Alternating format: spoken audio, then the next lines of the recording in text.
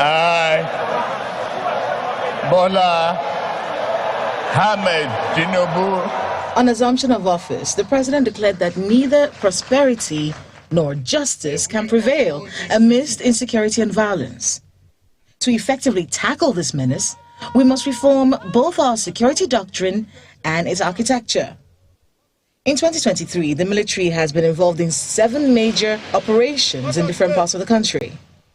Operation Hadin Kai in the northeast, Operation Safe Haven in the north central, Operation Will Stroke in the north central, Operation Hadarin Daji in the northwest, Operation Will Punch in the northwest as well, Operation Delta Safe in the south-south, Operation Udoka in the southeast, and Operation Awase in the southwest.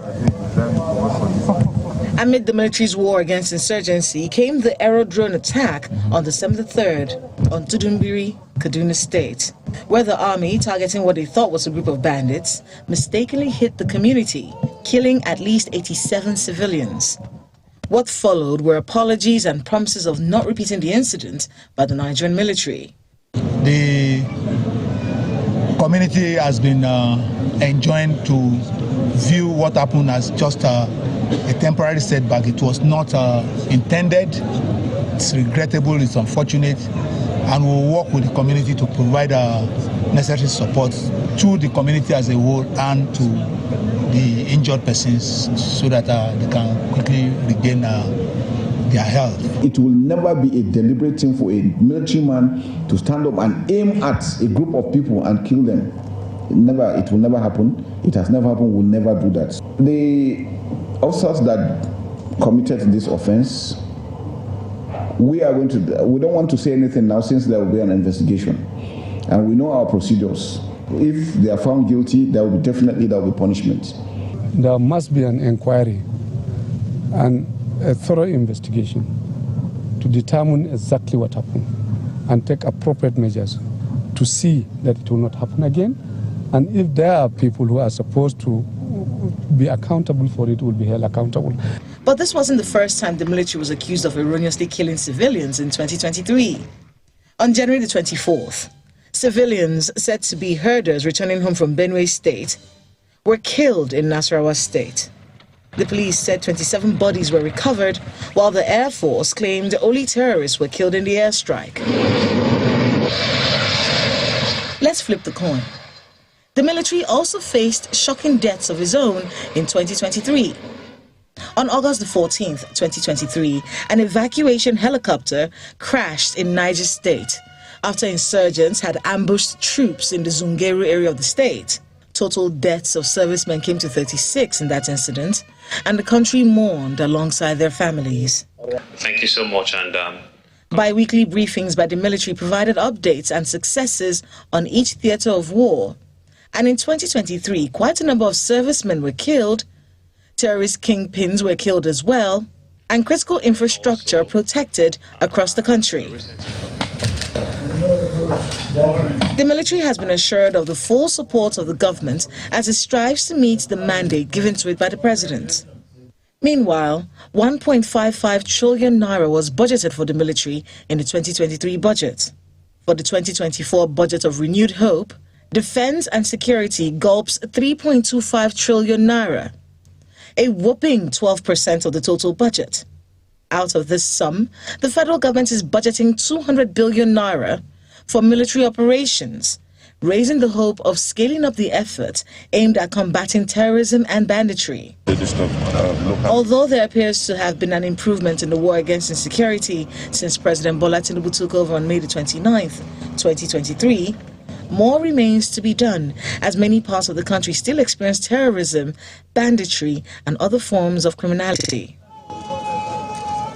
As Africa battles with a return to military rule in some countries on the continent, the Nigerian military has made it clear that it stands on democratic principles and will protect them come what may. There are, however, matters yet to be addressed as the year winds down. They include, but are not limited to, oil theft, killings in the southeast, school kidnappings, gun running, military and police brutality, vices that at the moment make safety an illusion for many Nigerians. Kayla Megwa, Channels Television News.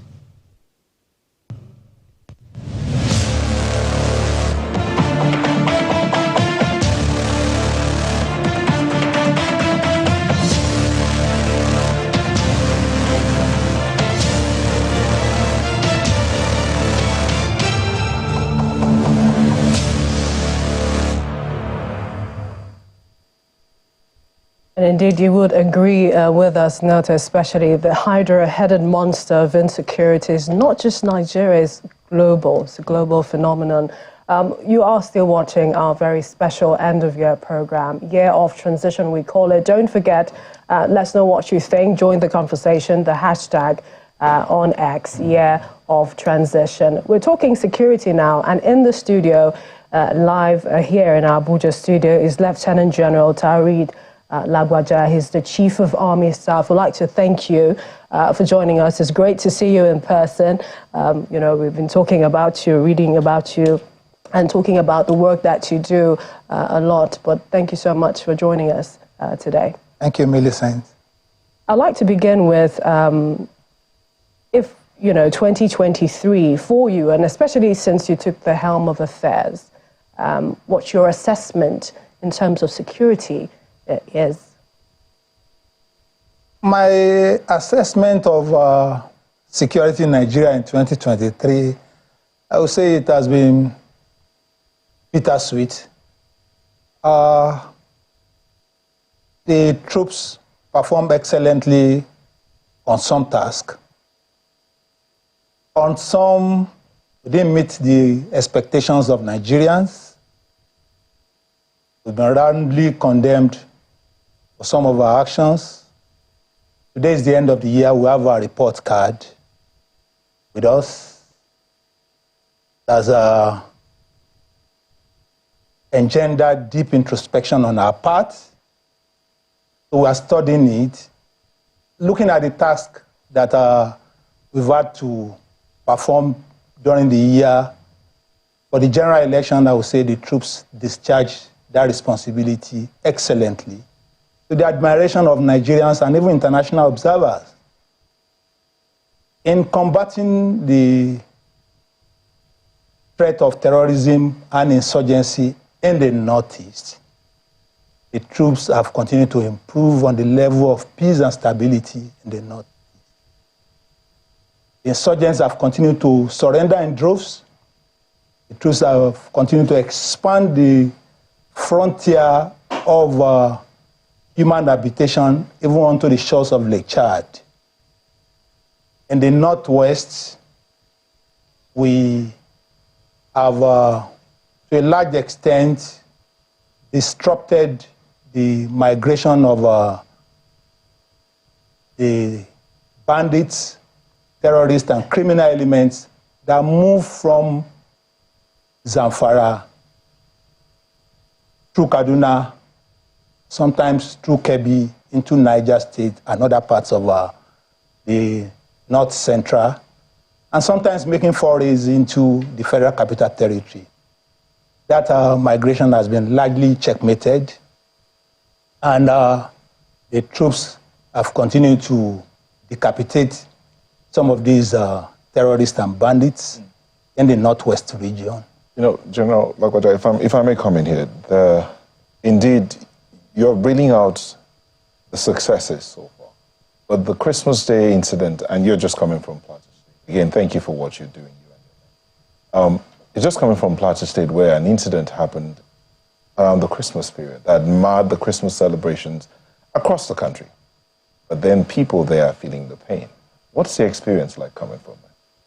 The experience coming from Plateau is not so impressive. I've gone there physically to assess the situation and check the vulnerabilities of the troops deployment that were exploited by the bandits and criminal elements. Together with other service chiefs and the Honorable Minister of State for Defense, we've made suggestions on how to improve the troops' posture and the conduct of operations in that general area. I will say the Plateau thing didn't just happen around the Christmas period. I took over office as the Chief of Army Staff on the 23rd of June, and in less than a month, I had to rush to Plateau, leaving my engagement in Kaduna because of the situation that was developing in Mangu local government area. And even then, I had to flag off an operation tagged Operation Hakorin Damisa. And that operation has, to a large extent, helped to stem the tide of killing and destruction of property in Mangu local government area.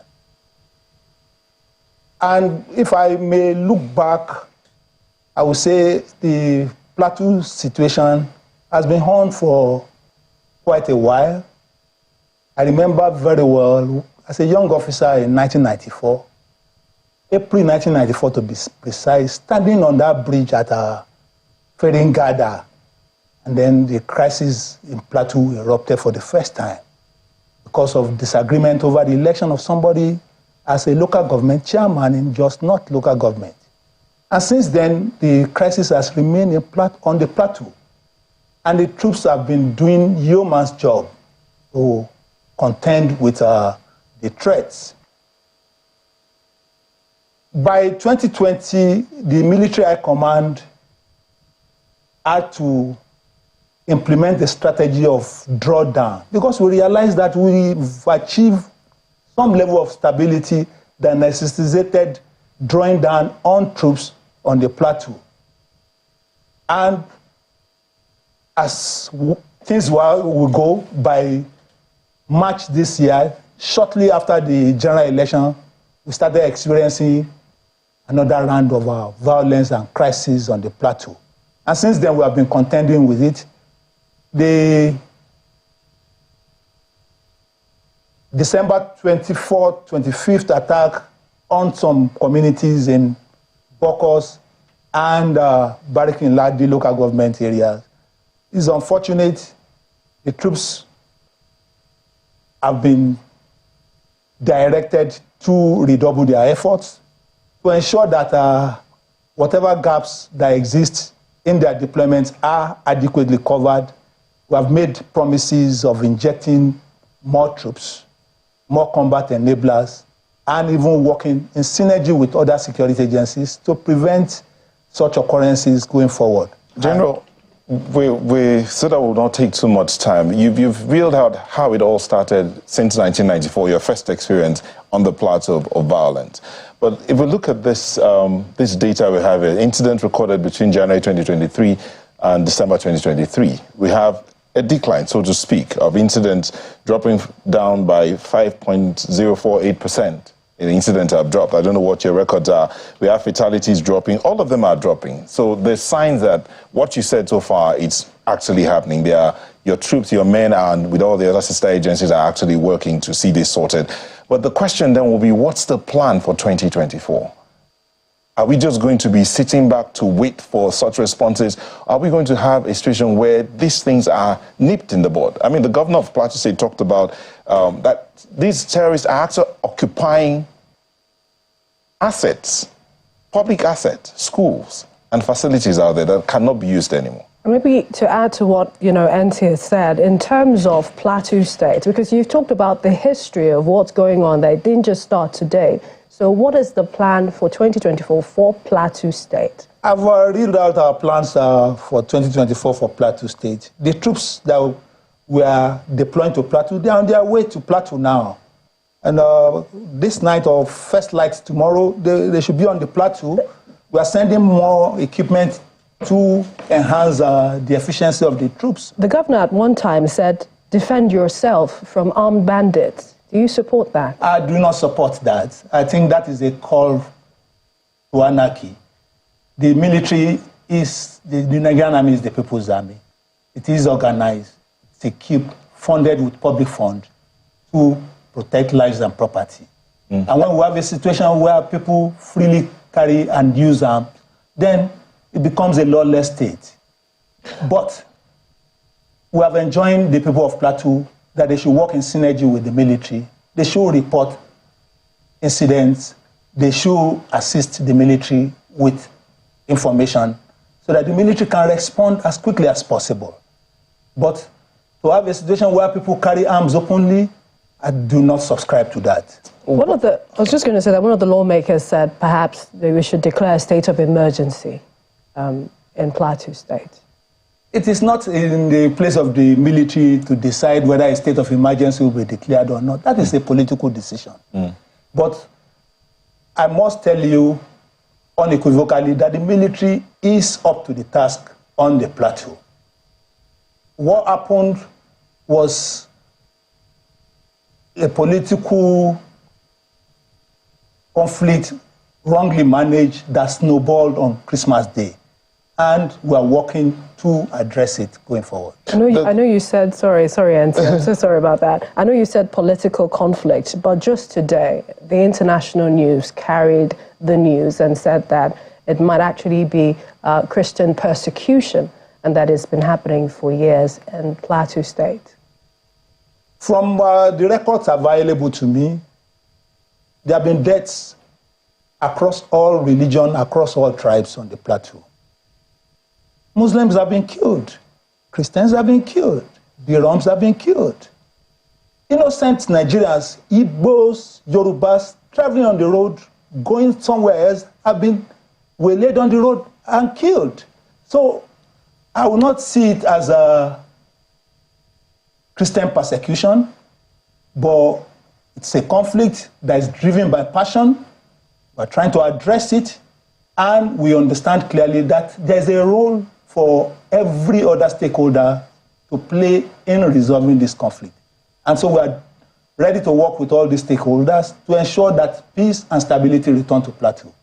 So there are some who've described the situation across the country as asymmetrical warfare. And the military, the Nigerian military, has been trained to handle symmetrical warfare, so to speak. So we want to believe that the military and the army is innovating, moving asymmetrical. But then, the question of being spread thin, you're everywhere. The military is handling civil issues, handling civil security, not protecting the territorial integrity of the country anymore, which is not exactly what the military was meant for. Can you clarify on this? And how would that work out in 2024? The military is organized, trained, and equipped to combat conventional threat, I agree. But there's no law restricting the employment and deployment of military on Nigerian soil, like what we have in the United States called the Post-Comitage Law. And so, bearing that in mind, the military understand that we must contribute to national peace and security. Section 217 of our Constitution grants the President Commander-in-Chief the liberty to deploy the military. And so, if the military is given the task to conduct internal security operation, we see that as a responsibility that has been imposed on us, and we want to succeed at it. And so, whether the threat we face is symmetrical, whether it's asymmetrical, I always say that there are two ways to fight war. It's either asymmetric or stupid. So everybody wants to go asymmetric because it's the simplest way. It's cheap, it's sometimes effective, and the troops, the Nigerian Army personnel, and even those of other services of the military, they are rational human beings. They can quickly adapt, and they are adapting as best as possible to the threat that we face. Are they not being spread too thin? In terms of... You have enough personnel to handle all of this. Plus, you still have the peacekeeping operations you're carrying on out there. Our current engagement on the peacekeeping theater is minimal. We have just 2 companies deployed out there. We used to have 3 companies, and this is just less than 1 battalion. The 3 companies meshed together. We used to have a company in Mali, 1 in Guinea-Bissau, and 1 in Gambia. The 1 in Mali has been withdrawn back home. So we have 1 in Guinea-Bissau, 1 in Gambia. This is in continuation of the international obligation of Nigeria and the quest for global peace. So in terms of being spread thin at home, yes, we are engaged in all the 36 states of the Federation, including the Federal Capital Territory. And I would say the troops are working in concert with other security agencies. Don't forget that it is not only the Army that is deployed in all these theaters. We have the Navy, we have the Air Force, we have other intelligence and security agencies working with us. We have civilian stakeholders. In the Northeast, we are working perfectly well with the Civilian Joint Task Force. So, putting all this into a basket, I would say we have enough troops on the ground. What I have always advocated is that whatever gaps that exist in troops deployment can be covered with technology and equipment, because those can provide the quick wins that we desire. If I give a company the needed combat enablers, they will perform more effectively than having just the number of men on the ground without the equipment to operate. But I know that if you say that, some would remind you about the mishap with the drone bombing that occurred very recently as well. Yes, the mishap is regrettable, was not intended, and we have taken steps to address that. But looking at the changing nature of conflict, technology will always play a role in resolving conflict, and we cannot shy away from that. Talking about technology, the other thing that might work out, again, based on that drone question, how's the level of cooperation with your sister agencies? The level of cooperation is good. We're trying to improve on it. Well, we have recorded some face-off, like what happened in Adamawa State.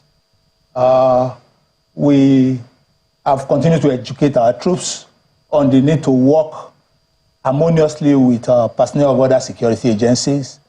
We have continued to engage other security agencies and law enforcement agencies in sports, in our training programs, and so many other activities to cultivate the understanding, the friendship, to enable us to work effectively and harmoniously in the field. But you know that building this, even for perhaps, the armed forces, and then there is also the leadership of those other agencies, they also have to build up at the same time. So if you're talking about technology, growing technology-wise, they also have to be carried along so that you're at par and can function together properly. We're working at par, like going back to the issue of the unarmed area vehicle. The Nigerian Army unarmed area vehicles are deployed with the Nigerian Air Force in Kaduna. So we are learning from them because they have the experience, they've been engaged in the employment of these assets for a long time. So we are learning, we are under their tutelage, and the same thing applies. We have policemen that train in our training schools in Jaji and even in Buninyadi. So we work harmoniously with all these other agencies.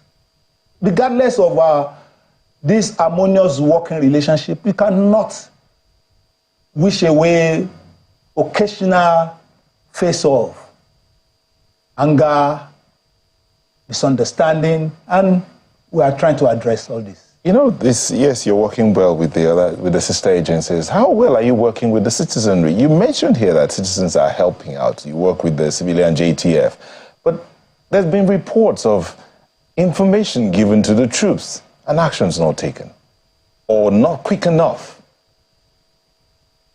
Yes, I've been receiving the same report, and when I was in Jos this afternoon, I mentioned the fact that the Nigerian Army has a call center. It's toll-free. 183 is the number. Any citizen can call in. We have watchkeepers that receive this call and direct the nearest troops location to the location of incidents. And we have gone beyond this to engage in civil military cooperation activities.